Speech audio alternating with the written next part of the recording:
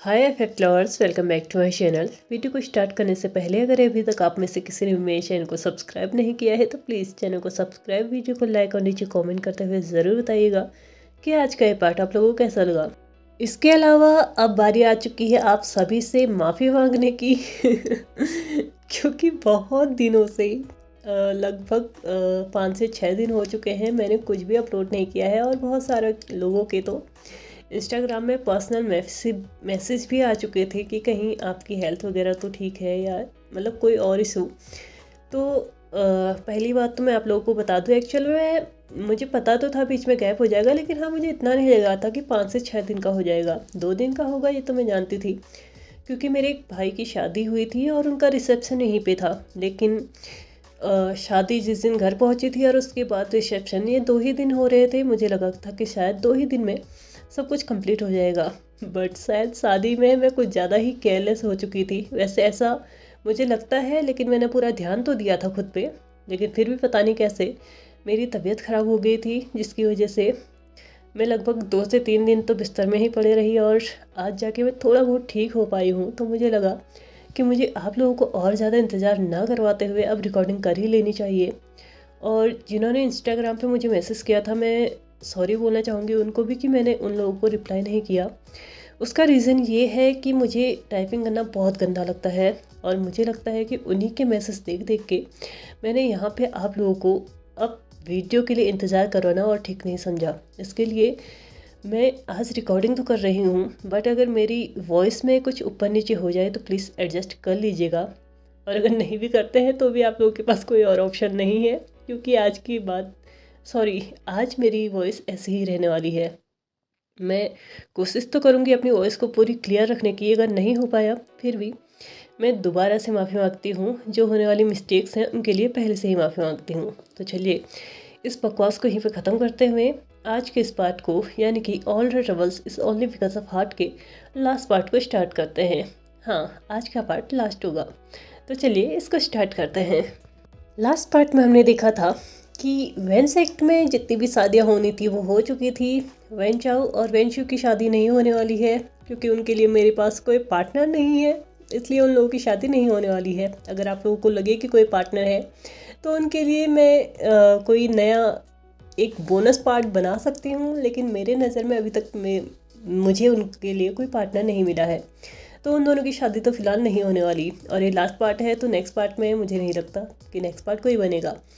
तो van sect में जितनी शादियाँ होनी थी वो हो चुकी थी। अब बात आती है जिन सेक्ट और निये सेक्ट में। वहाँ पे अभी शादी होने वाली थी, वहाँ पे शादी बची हुई थी, क्योंकि उनका 1 हफ्ते बाद का मुहूर्त था। और वहाँ पे जो तैयारियाँ थी ना, वो बड़े ज़ोरों शोरों से चल रही थी।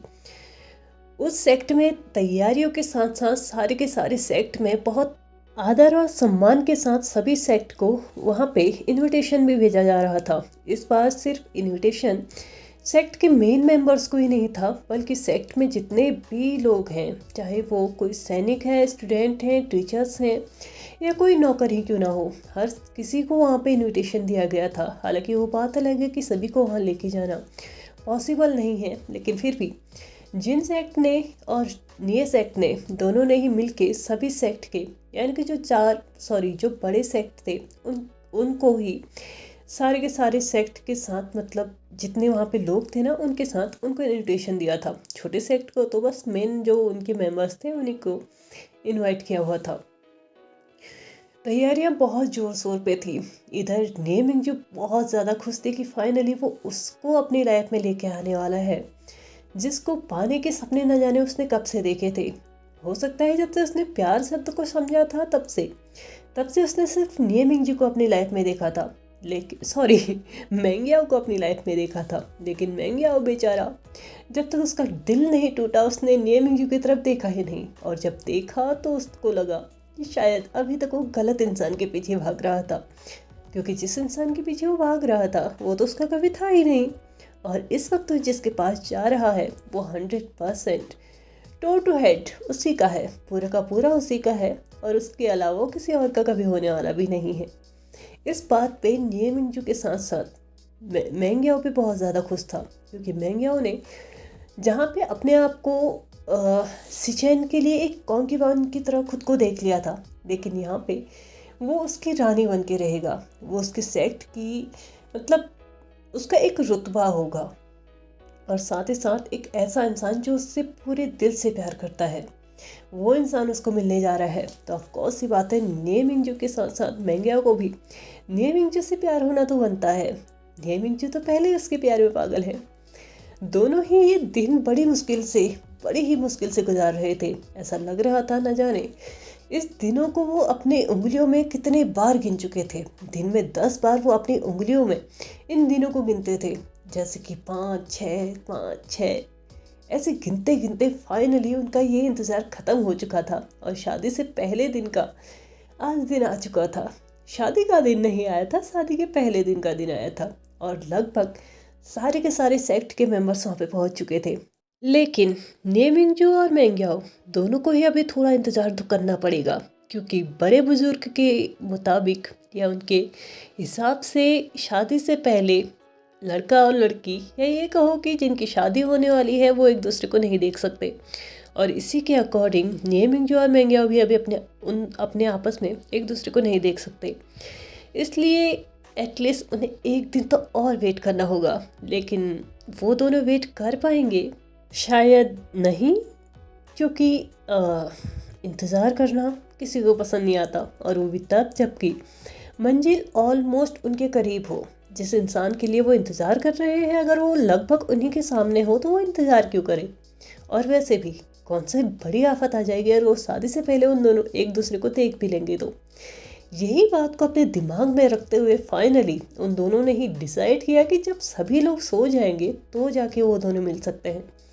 हालांकि वो बात अलग है कि आज उनके ऊपर बहुत कड़ी निगरानी रखी जानी है, क्योंकि हर कोई जानता है कि किसी भी कपल के लिए ये नॉर्मल सी बात होती है शादी से एक रात पहले एक दूसरे से मिल लेना, क्योंकि ये तो हर एक कपल करता है। अगर शादी से पहले उनके ऊपर पाबंदियाँ लगाई जाए, नहीं तुम नहीं मिल सकते हो, तो वही चीज़ वो करना ज़रूरी समझते हैं। भले उस मैटर में कभी ना कभी उन लोगों ने भी ज्ञान जरूर दिया होगा कि ऐसा नहीं करना चाहिए, लेकिन अपनी बारी में उस ज्ञान को भूलते हुए उनको एक पल नहीं लगता।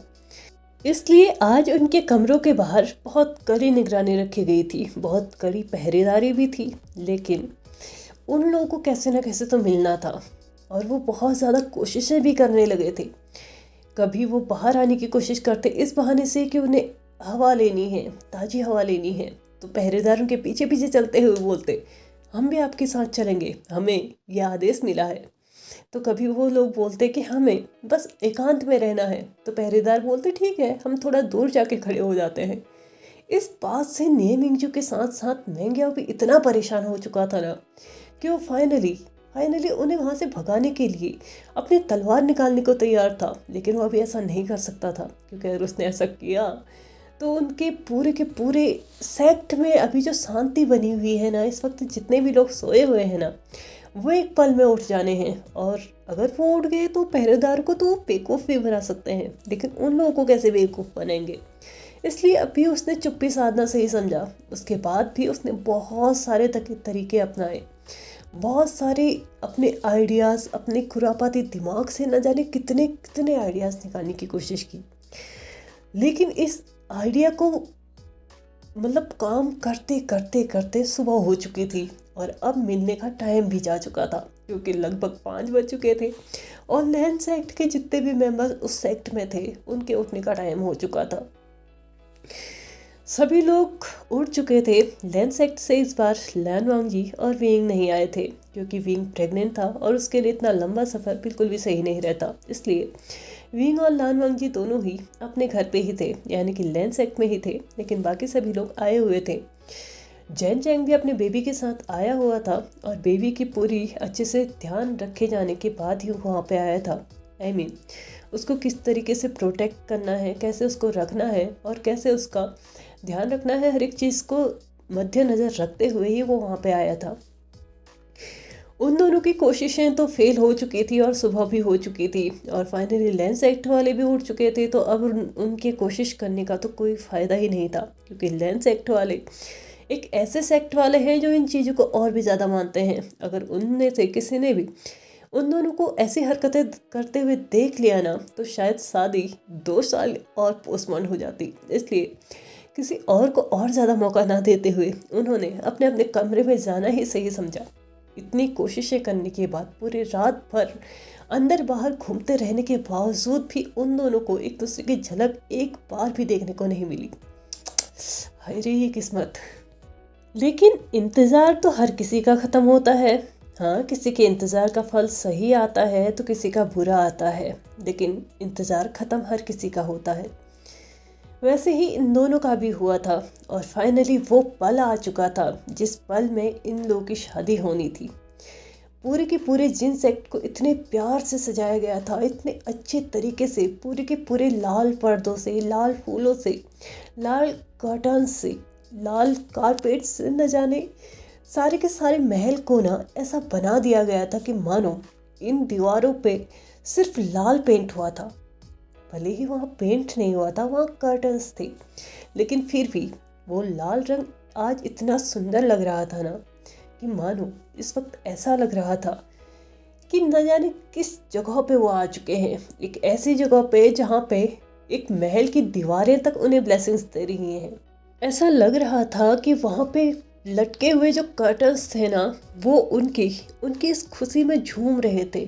जितने भी फ्लावर्स थे वो अपनी खिली खिली सी इस मुस्कान के साथ ये बता रहे हो कि उनकी खुशी में आज वो भी बहुत ज़्यादा खुश हैं। हर एक चीज़ वहाँ पे लहरा रही थी, हवा इतनी प्यारी चल रही थी जिनकी वजह से वो पर्दे हिल रहे थे, वो फ्लावर्स जिनकी पत्तियाँ भी हिल रही थी। बहुत बहुत ज़्यादा अच्छा माहौल था। ऐसा लग रहा था कि हर एक चीज़ अपने अपने तरफ से उन एक नए जोड़े को एक अलग तरीके से ब्लेसिंग्स दे रही हो। मानो हर एक चीज़ उनसे ये कहना चाह रही हो कि चाहे सिचुएशन कोई भी हो, तुम्हें आज के बाद एक दूसरे के साथ रहना है, एक दूसरे के सुख और दुख दोनों में ही भागीदारी निभानी है, एक दूसरे के साथ ताउम्र इसी तरीके से एक दूसरे पे पूरा विश्वास दिखाते हुए, एक दूसरे को अपने आप को पूरी तरीके से सौंप देते हुए, एक दूसरे के साथ जिंदगी भर इसी निष्ठा और इसी प्यार के साथ रहना है। हर एक चीज़ तुम्हें मिलजुल के करनी है। और ये ब्लेसिंग्स आज इंसानों की नहीं, उन चीज़ों की तरफ से आ रही थी जो कि इस वक्त उस महल के अंदर थी, या ये कहो कि महल के बाहर भी जितनी चीज़ें थी ना, वो भी आज ने मिंगजो और मेंगयाओ को ब्लेसिंग्स दे रहे थे। दोनों के दोनों नवविवाहित जोड़ा यानी कि मेंगयाओ और ने मिंगजो दोनों ही इस वक्त वहाँ पे बैठे हुए थे जहाँ पे उन दोनों को बैठना चाहिए था, और बीस्ट इस वक्त उन दोनों के वाउल्स दिलवा रहा था। और फाइनली उन वाउल्स को दिलवा देने के बाद उन दोनों ने एक दूसरे के साथ वो ड्रिंक शेयर की जिसके बाद आज से वो अपनी लाइफ को शेयर कर सकते हैं। फाइनली शादी की रिचुअल तो ख़त्म हो चुकी थी, दावत वगैरह हर एक चीज़ स्टार्ट हो चुका था, लेकिन कोई था जो आज फ्लर्टी नेचर में था, और वो कोई और नहीं वैन रोहान था, जिसको और किसी के साथ फ्लर्ट करना हो या ना करना हो, लेकिन हाँ उसको लैन चिरेन के साथ फ्लर्टिंग बहुत अच्छी लगती थी, क्योंकि उसे पता था कि लैन चिरेन एक ऐसा इंसान है, उससे ना ही कभी किसी से प्यार हुआ, ना ही कभी किसी से क्रश हुआ, और ना ही कभी किसी से उसने फ्लर्ट किया, और साथ ही साथ उससे ये भी बर्दाश्त नहीं होता कि कोई उस पर भी फ्लर्ट करे। इसलिए वैन रोहान ये खतरा जो मोल लेता था ना बार बार, इस खतरे को मोल लेने में उसको बड़ा अच्छा लगता था। हालांकि वो खुद भी एक अल्फा था और लैन चिरेन वो भी एक स्ट्रॉन्ग अल्फा था, या ये कहो कि एक ऐसा अल्फा जो कि हैंडसम था, स्ट्रॉन्ग था, एक बहुत फेमस कल्टिवेटर भी था, और साथ ही साथ वो अभी तक बैचलर भी था, इसलिए वो पूरे के पूरे कल्टिवेशन वर्ल्ड में ना फेमस था। लेकिन उसके इस मूड को ख़राब करने में इस इंसान की बड़ी भागीदारी रहती थी। अपने हाथ में शराब का वो बॉटल उसको लेते हुए, झूमते मुस्कुराते हुए, गाते हुए धीरे धीरे लैन चिरेन के पास जाके बैठ चुका था। लैन चिरेन को पहले ही इस बात से गुस्सा था कि वो उसके करीब आके बैठा है, उसके ऊपर से वो पहले से ही ड्रंक है, और उसके ऊपर से उसके हाथ में अभी भी शराब की बोतल रखी हुई है, और उसके ऊपर से एक और बुरी बात, उसको पता है कि मैं एक अल्फा हूँ, उसके बावजूद भी ये मुझसे फ्लर्टिंग करना नहीं छोड़ सकता। लैन चिरेन ऑलमोस्ट वहां से जाने ही वाला था, लेकिन वैन रोहान ने खींचते हुए उसको बैठाते हुए ये कह दिया, क्या तुम ऐसा करना चाहोगे? क्या तुम्हें लगता है कि तुम्हारे लेंस एक्ट के रूल्स तुम्हें ऐसा करने देंगे? क्या तुम्हें नहीं लगता कि अपनी सीट को छोड़ के जाना तुम्हारे सेक्ट के लोगों के अकॉर्डिंग इस सेक्ट के लोगों का अनादर करना है? क्या तुम्हें नहीं लगता कि इन लोगों ने तुम्हें कितनी आदर सम्मान के साथ यहाँ पे बैठाया है और तुम इस सीट को, इस जगह को छोड़ के जाना चाहते हो? कहीं ना कहीं इस बात पे सच्चाई तो थी। अपनी दी हुई जगह पे अगर कोई ऐसे ही उठ के चले जाए तो ऑफकोर्स सी बात है वो अनादर ही होगा। हालांकि वो बात अलग है कि अभी अभी ये अनादर वैन रोहान खुद करके आया था, लेकिन अपने टाइम पर हर कोई भूल जाता है। धीरे धीरे वैन रोहान की फ्लर्टिंग शुरू हो चुकी थी। तुम्हें नहीं लगता कि हमें अपनी लाइफ को कुछ अलग तरीके से एंजॉय करना चाहिए? वैन चिरेन, जिसकी आंखें इस वक्त वैन रोहान पे टिकी हुई थी, उसको तो ऐसा मन कर रहा था कि वो इसको कच्चा चबा जाए। आखिरकार ये ऐसा कैसे कर सकता है? क्योंकि वो समझ ही नहीं पाया कि इस इंसान को उसके साथ ऐसा करने में क्यों मजा आता है। क्या उसको नहीं पता है कि मैं एक अल्फा हूँ? वो मेरे साथ कैसे फ्लर्टिंग कर सकता है? लेकिन फ्लर्टिंग के लिए कोई जेंडर कहाँ देखता है भैया? कौन देखता है? मैं भी नहीं देखती। लैन चिरेन ने चिढ़ते हुए वैन रोहान से बोला, क्या तुम्हें नहीं लगता कि तुम अपने हद से ज़्यादा आगे बढ़ रहे हो? तो वैन रोहान ने बहुत ही मज़ेदार तरीके से रिप्लाई करते हुए बोला, हद से आगे? मैंने तो हद का हौ भी पार नहीं किया और तुम बोलते हो कि मैंने हद पार कर दी।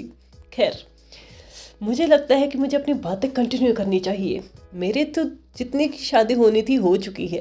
अब बाकी बचे मेरे 2 बेटे, उनको शादी करनी होगी, करेंगे, नहीं करनी होगी, नहीं करेंगे। तुम भी तो अपनी शादी अपनी लाइफ से बोर हो चुके होगे। तुमने तो शादी भी नहीं की, तो चलो ना हम कहीं अकेले चलते हैं, आराम से बहुत अच्छे से ज़िंदगी बिताएंगे। ये सेंटेंस काफ़ी था लैन चिरेन को गुस्सा दिलाने के लिए। लैन चिरेन ने वैन रोहान के हाथ से उस बॉटल को लिया और दे मारा ज़मीन पे, और उसके बाद चिल्लाते हुए वैन रोहान से बोला, क्या तुम्हें नहीं लगता तुम हद से ज़्यादा नशे में हो चुके हो? तुम्हें नहीं लगता कि तुम्हें इस वक्त किसी और जगह पे होना चाहिए था? तुम अपनी खुद की सीट छोड़ के आए हो और मुझसे बोलते हो कि अगर मैंने खुद की सीट छोड़ दी तो ये इस सेक्ट के मेंबर्स का अनादर होगा। वैन रोहान को कभी नहीं लगा था कि लैन चिरेन इतने जोर से चिल्लाएगा। वो उसको कंट्रोल करने की कोशिश कर रहा था, या ये कहो कि उसको मनाने की कोशिश कर रहा था कि धीरे चिल्लाओ, धीरे से बात करो, हम बात कर सकते हैं। लेकिन लैन चिरेन अब सुनने वाला नहीं है। लैन चिरेन ने बात आगे बढ़ाते हुए बोला, तुम तो इतने नशे में हो कि तुम्हें ये तक नहीं पता चल रहा है कि तुमने फ्लर्टिंग किसके साथ की थी। तुम क्या मुझे भूल गई हो? क्या तुम मेरी शक्ल देख सकते हो? मैं एक अल्फा हूँ, तुम मेरे साथ फ्लर्टिंग कर रहे हो। वैन रोहान बेचारा शर्म से शर्मसार हो चुका था, क्योंकि उसने जो कुछ भी किया था वो मजे मजे में किया था। उसने कभी नहीं सोचा था कि लैन चिरेन इतने बड़े जोरदार तरीके से चिल्ला चिल्ला के सबको बताएगा कि वो उसके साथ कोई फ्लर्टिंग कर रहा है, और वो कोई और नहीं वैन रोहान है। एक अल्फा होते हुए वो मेरे साथ फ्लर्टिंग कर रहा है। लेकिन वैन रोहान बेचारा खुद को डिफेंस करते हुए उसके पैरों में गिरा हुआ था कि प्लीज़ चुप हो जाओ, मैं मजाक कर रहा था और मैं नशे में नहीं हूँ, मैं बिल्कुल ठीक हूँ। लेकिन शायद ये बात बताने के लिए थोड़ी देर हो गई। बेचारा वैन रोहान। खैर, इन दोनों की बातें ये कैसे सुलझाएंगे ये तो मैं नहीं जानती, लेकिन दूसरी साइड कोई और था जो किसी पे लाइन मार रहा था, और वो था जिन जिशियान। वो मार रहा था लैन सोसे पे। वो लैन सोसे को अपने सेक्ट की इतनी बड़ाई कर रहा था ना, न जाने लैन सोसे ये सुन सुन के पागल हो चुका था कि वो कब से सुन रहा था कि हमारे जिन सेक्ट में ऐसा है वैसा है, इतनी बड़ी बड़ी इमारतें हैं, इतना अच्छा मार्केट है, इतनी अच्छी मिठाइयाँ मिलती हैं, इतने अच्छे लोग हैं, इतनी अच्छी खरीदारी करने के लिए सामान है, कपड़ों की क्वालिटी, और पता नहीं क्या क्या वो उसे बता रहा था। लेकिन सोसे बेचारा कब से उसकी बकवास को सुने जा रहा था और इरिटेट होते जा रहा था। फाइनली सोसे ने अपने मुंह को अपने कंट्रोल में और ना रखते हुए अपने शब्दों को बाहर निकालते हुए बोला, क्या तुम मुझे बता सकते हो कि तुम मुझे ये सब कुछ क्यों बता रहे हो? तो जिन जिशियन ने और देर ना करते हुए डायरेक्टली उसको बोल दिया, क्या तुम्हें लगता नहीं है कि अगर तुम्हें परमानेंटली यहाँ पे आने का मौका मिले तो तुम क्या करोगे? वैसे अगर तुम समझदार होगे तो तुम यहाँ आना ज़रूर चाहोगे, और परमानेंटली वो तो बिल्कुल ही आना चाहोगे। लेंसुसे को ये बिल्कुल भी समझ में नहीं आया कि जिनजिशियान ने ये क्यों बोला, तो उसने दोबारा से क्वेश्चन करते हुए बोला, ये क्यों बोला? तो जिनजिशियान ने अपनी नज़रों को लेंसुसे की तरफ घुमाते हुए बोला, क्या मतलब है तुम्हारा? मैं इनडायरेक्टली तुम्हें प्रपोज कर रहा हूँ, क्या तुम मुझसे शादी करना चाहोगे? उसने बड़े तन की ये बोला था, क्योंकि उसने अभी तक जितनी तारीफ अपने सेट की, अपने शहर की, अपने सिटी की थी, उसको लग रहा था शायद लेंस से अभी तक तो इम्प्रेस हो चुका होगा। लेकिन उसका प्रपोजल देख के लेंस से की तो हंसी ही निकल चुकी थी, क्योंकि शादी, और वो भी जिनजिशियान से। क्यों? वो क्यों करे शादी? उसके मुंह से यही निकला था, क्यों? वो क्यों करे शादी? तो तभी जिनजिशियान उसको आंसर करते हुए बोलता है, क्या मतलब है तुम्हारा? तुम क्यों करोगे शादी? ऑफ कोर्स मैं चाहता हूँ तुमसे शादी करना, तो तुम्हें करनी चाहिए।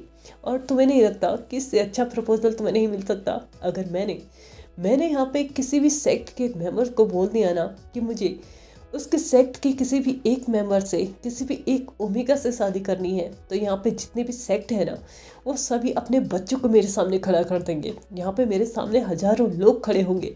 तो लेंस उसे उसको आंसर करते हुए बोलता है, मुश्किल से 100 सेक्ट हमारे पास हैं, और मुझे नहीं लगता कि एक सेक्ट मेंबर या फिर एक सेक्ट लीडर के पास 10-10 बच्चे हैं।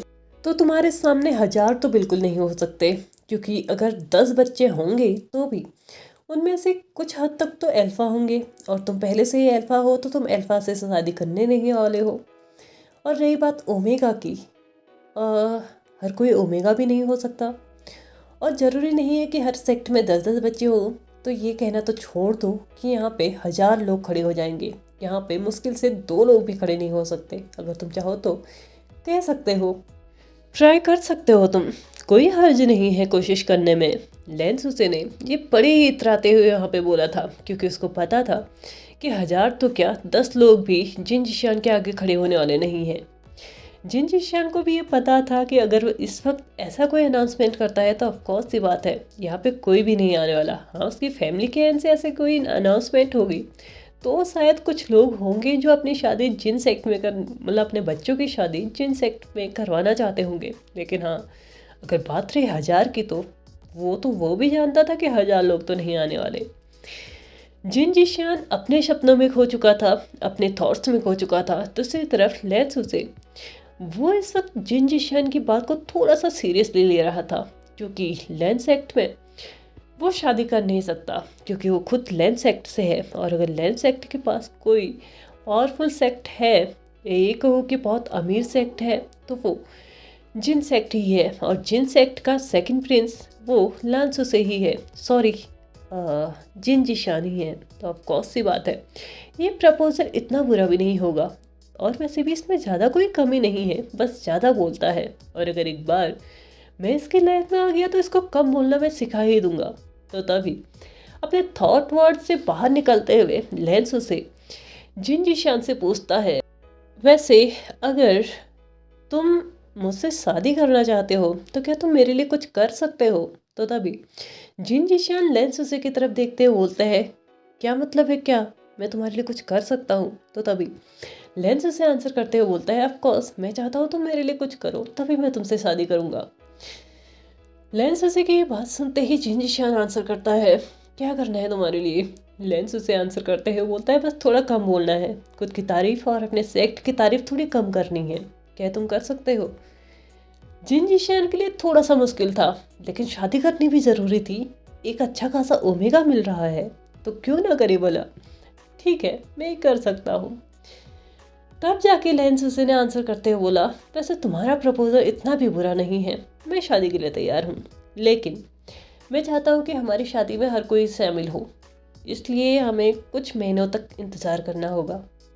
समझ रहे हो तुम मैं क्या कहने की कोशिश कर रहा हूँ? जिन जिशान को अभी तक नहीं पता था कि वो किस बारे में बात कर रहा है, क्योंकि उसका दिमाग कभी भी सही जगह पे नहीं रहता है, तो उसको इस बार कैसे पता चलेगा कि वो किस बारे में बात कर रहा है।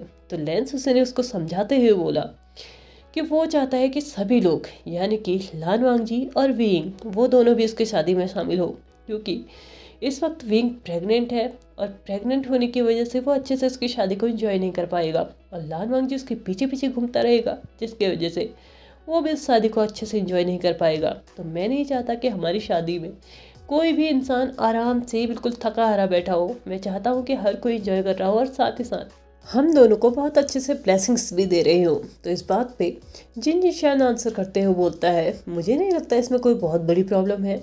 इस वक्त भी वैसे भी अगर वो प्रेग्नेंट भी हैं तो भी उसे इंजॉय करने से कौन रोक सकता है। हम कोई उनसे डांस तो नहीं करवाने वाले हैं ना, शादी को देखना है तो आराम से देख सकते हैं। तो इस बात पे लेंस उसे उसके सर पे मारते हुए बोलता है, क्या तुम्हें नहीं लगता कि तुम बहुत ज़्यादा चीज़ें भूल रहे हो। पहली बात, शादी का सीज़न ऑलमोस्ट ख़त्म होने को आया है और इस वक्त पहले तो हमें एक दूसरे को जानने की ज़रूरत है, और उसके ऊपर से अगर इस वक्त हम बोल भी देना कि हमें शादी करनी है तो कम से कम 1 महीना तो चाहिए होगा ना हमें शादी की तैयारियों के लिए, और तब तक शादी का सीज़न चले जाता है और मैं नहीं चाहता कि हमारी शादी में इतनी जल्दबाजी हो। तो इस बात पे जिन जिशान को भी थोड़ा तो सोचना पड़ा। हाँ भैया, शादी का सीज़न तो जा रहा है और इतनी जल्दी में शादी वो कर नहीं सकता, और अगर वो करना चाहे तो भी ये पागल सा इंसान करने नहीं देगा। इसलिए इस बात पे तो मान चुका था कि कुछ टाइम तक वो रुक सकता है, लेकिन इतने लंबे टाइम तक, लगभग 5 से 6 महीने नहीं, वो इतना तो नहीं रुकेगा। तो इस बात पे वो लेंस उसे को थोड़ा सा कन्विंस करते हुए बोलता है, ठीक है मैं इस बात के लिए मानता हूँ कि हम कुछ महीने रुकेंगे, लेकिन विंग की डिलीवरी तक मैं नहीं रुकने वाला। मुझे लगता है कि वो लोग आराम से बैठ बैठ के भी हमारी शादी एंजॉय कर सकते हैं। वैसे भी मुझे नहीं लगता कि यहाँ पे इतना भी कोई अच्छा खासा डांस नाच गाना होने वाला है जहाँ पे वो लोग बिल्कुल धमाके के साथ नाच रहे होंगे। और वैसे भी तुम्हें नहीं पता क्या, लेंस एक्ट वाले बहुत ज़्यादा रीति रिवाज के साथ रहते हैं, शांति के साथ रहते हैं। वहाँ पे शादी होना वैसे भी बहुत अजीब गरीब सी बात है। तुम्हें लगता है कि तुम्हारे सेक्ट में ऐसा कुछ होने वाला है? मुझे तो लगता है कि वहाँ पे शादी होना ही सबसे बहुत बड़ी बात है। और शादी को लेके जो तुम्हारे बड़े बड़े ख्वाब हैं ना, उनको थोड़ा सा कंट्रोल में रखो, क्योंकि मुझे नहीं लगता कि तुम्हारे उस सेक्ट में ऐसा कुछ भी होने वाला है जैसा तुमने सोचा है। तो मुझे लगता है कि हम सिर्फ तब तक इंतज़ार करेंगे जब तक दोबारा शादी का सीज़न नहीं आता। मानते हो ना? लेंस से भी इस बात को तो मानता था कि लेंस एक्ट में शादियों में इतना धूम धड़ाका नहीं होता, क्योंकि वहाँ पे शादियाँ बहुत सिंपल तरीके से होती हैं, और सिंपलिसिटी के साथ शादी यानी कि नो एंजॉयमेंट, नो धूम धड़ाका, कुछ भी नहीं। तो ऑफ कोर्स की बात है, विंग की डिलीवरी हुई हो या नहीं, फिर भी चीज़ें वैसे ही रहेंगी और वैसे भी वैसे ही रहेंगी। तो ऑफ कोर्स की बात है, जिन जिशियान का उसने ये अब प्रपोजल तो मान लिया था, और साथ ही साथ फाइनली उन दोनों ने शादी के लिए भी एग्री कर ही लिया था। इसी के साथ लगभग 5 महीने निकल चुके थे। जिन जिशियान ने जिन सेक्ट में बात कर ली थी तो लेंस उसे ने लेंस सेक्ट में बात कर ली थी, और दोनों ही सेक्ट ने मिलके एक दूसरे के साथ बात कर ली थी। यहाँ पे उन दोनों को बहुत ज़्यादा खुशी थी कि फाइनली जिन सेक्ट और लेंस सेक्ट ये दोनों भी किसी न किसी तरीके से रिश्तेदार बनने वाले हैं, क्योंकि अभी तक वो दोनों किसी भी तरीके से जुड़े थे तो बस सेक्ट के रिलेटेड थे, किसी भी पर्सनल रिलेशनशिप से वो नहीं जुड़े हुए थे। लेकिन हाँ, अब वो जुड़ने जा रहे थे। इस बात से वो दोनों बहुत ज़्यादा खुश थे, और लगभग 5 महीनों से ही उन दोनों की शादियों की भी बड़ी अच्छे से तैयारियां चल रही थी। विंग भी ऑलमोस्ट 9 मंथ प्रेग्नेंट था, तो उसकी डिलीवरी भी किसी वक्त हो सकती थी। शादी का दिन आ चुका था, सभी लोग बहुत ज़्यादा खुश थे। लेंस सेक्ट में ही शादी का आयोजन भी किया गया था। सारे के सारे लोग हॉल में आ चुके थे और इंतज़ार था तो उन दोनों का ही, जो इस वक्त शादी के बंधन में बंधने वाले थे। बहुत जल्दी ही वो दोनों भी आ चुके थे, और अपने वाउल्स को लेते हुए लगभग आधे घंटे के बाद ही उनकी शादी का ये समारोह भी ख़त्म हो चुका था। एक एक करके सभी लोग उन्हें बधाइयाँ दे रहे थे, लेकिन बधाइयों का सिलसिला तब जाके रुक चुका था जब विंग के चिल्लाने की आवाज़ सभी ने सुनी थी। विंग ने बहुत ज़ोर से चिल्लाते हुए लान वांगजी का हाथ बहुत टाइटली पकड़ लिया था, क्योंकि इस वक्त वो महसूस कर सकता है कि उसे कितना दर्द हो रहा था, और ये दर्द किसी और चीज़ का नहीं, उसको डिलीवरी पेन का था, लेबर पेन का था, क्योंकि अब वो बच्चे को जन्म देने वाला था। विंग बहुत ज़ोर ज़ोर से चिल्लाना स्टार्ट कर चुका था, क्योंकि वो बच्चे को जन्म देने वाला था, तो ऑफकोर्स सी बात है उसको दर्द होना तो लाजमी था। इस बात को समझते हुए सभी लोगों ने विंग को वहाँ से मूव करने के बारे में सोच लिया था। लानवांग जी ने विंग को अपने आर्म्स में लिया और बिना किसी देरी के उसे ट्रीटमेंट रूम में लेके गया। ट्रीटमेंट रूम में पहुंचते ही लैन हीलर्स वहाँ पे आ चुके थे, और साथ ही साथ अपना काम करना भी उन्होंने स्टार्ट कर दिया था। लानवांग जी को बाहर जाने के लिए बोला तो गया था, लेकिन विंग ने उसका हाथ इतना टाइटली पकड़ लिया था कि वो उस कमरे से बाहर जाने के बारे में सोच भी नहीं पाया। बहुत ज़्यादा तकलीफ में इस वक्त विंग था, और विंग को इस हालत में छोड़ने के लिए वांग जी का दिल भी नहीं मान रहा था। लेकिन लैन हीलर्स ने उससे बोला था कि वो यहाँ से बाहर जा सकता है, तो कौन सी बात है, वो इस बात को भी मना नहीं कर सकता था, क्योंकि उसने कभी भी किसी भी तरीके के नियम को तोड़ना, किसी भी तरीके से किसी एल्डर्स को ना करना, और जिस जगह उसकी ज़रूरत इस वक्त उसको लग रही थी कि नहीं थी, और वहाँ पे रुक के वो कर भी क्या लेगा। विंग को इस तकलीफ में देखना उसको भी अच्छा नहीं लग रहा था, लेकिन विंग चाहता था कि इस वक्त वांग जी उसके साथ हो। भले ही वांग जी ने उस बेबी को कैरी नहीं किया था, लेकिन इन 9 महीनों में उसने फील जरूर किया था कि विंग कैसा महसूस कर सकता था।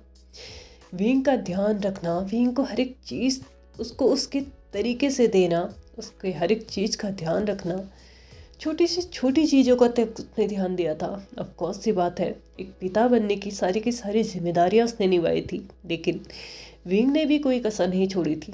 जिस तरीके से विंग ने अपना ध्यान रखा था, यहाँ तक कि अपने एक एक कदम को तक उसने बहुत सहूलियत के साथ उठाना सही समझा था, क्योंकि वो जानता था कि इस वक्त वो किसी और चीज़ को नहीं, एक नन्ही सी जान को अपने अंदर कैरी किए हुए है।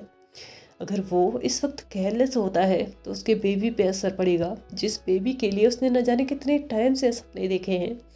उस बेबी को वो इतनी आसानी से तो हार्म नहीं होने देगा। इसलिए उसने हद से ज़्यादा खुद को चेंज किया, खुद को केयरफुल बनाया, और अपने आप का बहुत ज़्यादा ध्यान रखा। विंग इस वक्त बहुत बुरी तरीके से चिल्ला रहा था। उसने वांग जी का हाथ बहुत टाइटली पकड़ा हुआ था, और साथ ही साथ इस वक्त उसकी पूरी की पूरी बॉडी पूरी तरीके से पसीने से लथपथ हो चुकी थी। वांग जी अपनी पूरी कोशिश कर रहा था विंग को इस वक्त काम डाउन करने की। वो पूरी कोशिश कर रहा था कि विंग को इस वक्त उस दर्द का एहसास ना हो जो कि वो इस वक्त फील कर रहा था, लेकिन उस दर्द से कोई भी किसी भी तरीके से उनको रिलीफ नहीं दे सकता, क्योंकि वही एक दर्द है जिसके चलते एक माँ को ये समझ में आता है कि एक बच्चे की क्या अहमियत होती है। वो माँ जब एक मौत के मुंह से जाके उस बच्चे को जन्म देती है, तब जाके उसे पता चलता है कि इस बच्चे के लिए उसने क्या किया है, और इस बच्चे को हमेशा संभाल के रखने के लिए उसे क्या करना होगा। विंग फाइनली अपने उस दर्द से लड़ते हुए जूझते हुए फाइनली उस बच्चे को जन्म दे चुका था। लगभग आधे घंटे के इस मौत के तांडव के साथ लड़ते हुए विंग ने फाइनली उस बच्चे को जन्म दे दिया था। वो कमरे के बाहर खड़े जितने भी लोग थे इस वक्त खुशी से झूम रहे थे।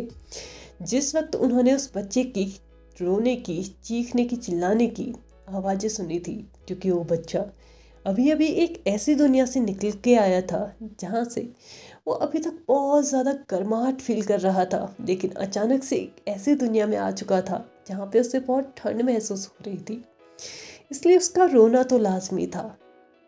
और इस वक्त उस बच्चे को जन्म देते ही विंग भी बेहोश हो चुका था, क्योंकि इस दर्द को सहने की और ज़्यादा उसमें हिम्मत नहीं थी। वांग जी ने बहुत अच्छे से विंग को पकड़ा हुआ था और उसके सर को, उसके बालों को सहलाते हुए उसे और भी ज़्यादा कंफर्टेबल फील करा रहा था कि अगर वो बेहोश भी है तो भी वो अपने नींद में हो, उसे बहुत अच्छी नींद आए, बहुत अच्छे से शांति से वो रेस्ट करे, क्योंकि उसने अभी अभी बहुत कुछ झेला है, तो ऑफ कोर्स सी बात है उसे रेस्ट तो ज़रूरी है। लगभग 15 मिनट के बाद सभी लोग एक एक करके उस रूम में आने लगे थे और विंग और वांग जी को बहुत बधाइयाँ देने लगे थे। विंग अभी भी बेहोश था या ये कहो कि सो रहा था, लेकिन हाँ उसकी क्लीनिंग हो चुकी थी। साथ ही साथ बच्चे को भी बहुत अच्छे से क्लीन कर दिया गया था। बच्चा इस वक्त वांग जी की गोद में था। उस छोटे से बेबी को जब सभी लोगों ने वांग जी की गोद में देखा ना, तो उसको पकड़ने की, उसको अच्छे से अपने आर्म में लेने की ना हर किसी को क्रेविंग सी होने लगी थी। और एक एक करके वहाँ पे तो नंबर सा लग चुका था कि बेबी इसके बाद मेरे पास आएगा, बेबी इसके बाद मेरे पास आएगा। और साथ ही साथ उन सभी को उस बेबी का जेंडर भी रिवील हो चुका था। वो अगेन से एक बेबी बॉय ही था। भले ही सपने उन दोनों ने एक बेबी गर्ल के देखे थे, लेकिन हाँ बेबी फिर से बॉय हो चुका था।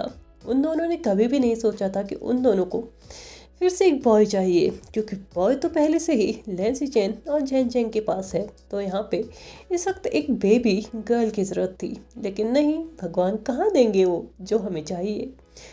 उन्होंने फिर से एक बेबी बॉय दे दिया। इसी के साथ लगभग 1 महीना निकल चुका था और विंग और वांग जी बहुत अच्छे से अपनी लाइफ स्पेंड कर रहे थे अपने बेबी के साथ। और उन दोनों ने ही अपने अपने तरफ से नाम तो सोच रखे थे, लेकिन अभी तक उन दोनों ने एक दूसरे के साथ डिस्कस नहीं किया था। 1 महीने के बाद अब बेबी की नेमिंग सेरेमनी थी, तो ऑफ कोर्स सी बात है माता पिता से पूछा तो जाना था कि उसका नाम क्या रखा जाएगा। और दोनों ने ही एक साथ अपने शब्दों को बाहर निकालते हुए बोला युआन। जैसे ही उन दोनों के एंड से ये 2 नाम आए थे, तो सभी लोग उनकी तरफ देखने लगे। विंग और वांग जी को भी नहीं पता था कि उन दोनों ने ही अलग अलग नाम देखा है, क्योंकि उन दोनों ने ही अभी तक नाम के रिलेटेड एक दूसरे से बिल्कुल भी डिस्कस नहीं किया था। जहाँ विंग को युआन पसंद था, तो वही वांग जी को सुजोई पसंद था। और इस वक्त वो नहीं चाहते थे कि वो एक दूसरे का दिल तोड़े, तो तभी विंग और वांग जी दोनों ही ये डिसाइड करते हैं अपने मन में ही कि ठीक है, हम उसके पार्टनर ने जो नाम रखा है उसी को रख लेंगे। जैसे जैसे वक्त निकल रहा था, उन दोनों के बीच में कंफ्यूजन बढ़ते जा रही थी। और साथ ही साथ वहाँ पे जितने भी लोग आए थे, वहाँ पे वो लोग भी कंफ्यूज होते जा रहे थे, क्योंकि विंग वांग जी के रखे हुए नाम को रखना चाहता था, तो वांग जी विंग के रखे हुए नाम को रखना चाहता था। लेकिन फाइनली इसका सॉल्यूशन निकालने के लिए मैडम लैन को ही आगे आना पड़ा। उन्होंने बेबी को अपने आर्म्स में लिया, अपने गोद में लिया और आराम से उसके पेरेंट्स की तरफ देखते हुए बोला, ठीक है, तुम लोग चाहते हो ना कि तुम दोनों के रखे हुए नाम इस बेबी को मिले, तो मैं बता देती हूँ। अगर बात आए लैन सुजोई की, तो ये पूरी दुनिया में लैन सुजोई के नाम से जाना जाएगा। और बात आए लैन युआन की, तो हम सभी इसे प्यार से लैन युआन बोलेंगे। इस बात से मुझे लगता है तुम दोनों ही मेरी बात से सहमत रहोगे। ये जो सुझाव मैडम लैन ने दिया था ना, वो सभी को बहुत ज़्यादा अच्छा लगा था। सभी लोग इस वक्त उस बच्चे के इस नाम से बहुत ज़्यादा खुश थे। और फाइनली एक बच्चे के 2 नाम बढ़ ही गए, यानी कि सुजोई और युआन, जो कि विंग और वांग जी ने अपने छोटे से बेबी को दिए थे। इस नाम के साथ साथ हमारा ये एफएफ यहीं पे ख़त्म होता है। और मेरा इंतज़ार फाइनली आज ये एफएफ मैंने ख़त्म कर ही दिया। मुझे नहीं पता कि आप लोगों को ये कितना पसंद आया, लेकिन हाँ, बहुत जगहों पे इसे रिकॉर्ड करने में मुझे तो बहुत मज़ा आया। बहुत जगहों पे मैंने बहुत ज़्यादा पागलपंती भी की है, और बहुत ज़्यादा, मतलब मैं अपना पर्सनल ओपिनियन दूँ तो मैंने तो बहुत ज़्यादा इंजॉय किया है। लेकिन हाँ, आप लोगों के व्यूज़ और कमेंट लाइक्स देख के मुझे ये तो पता है कि आप लोगों को ये उतना पसंद नहीं आया है, लेकिन फिर भी मैं उन लोगों को थैंक यू ज़रूर बोलना चाहूँगी जिन्होंने फिर भी इस एफएफ को देखा, कंटिन्यूसली मेरे साथ बने रहे और अभी भी इस एफएफ में रिएक्ट करते हैं। इतने बोरिंग होने के बावजूद भी इस एफएफ को इतना पसंद किया, तो उन लोगों को मैं थैंक यू ज़रूर बोलना चाहूँगी। Thank you so much to all of you. And कल से मैं लव मिसअंडरस्टैंडिंग को स्टार्ट करूँगी, अगर मेरी तबीयत ठीक रही तो चलिए फ्रेंड्स, आज के इस पार्ट को हम यहीं पे ख़त्म करते हैं और इस एफएफ को भी यहीं पे आज हम ख़त्म कर देते हैं। अगर वीडियो पसंद आया हो तो please like share subscribe and comment करते हुए जाएगा। Thank you so much for watching my video and bye bye.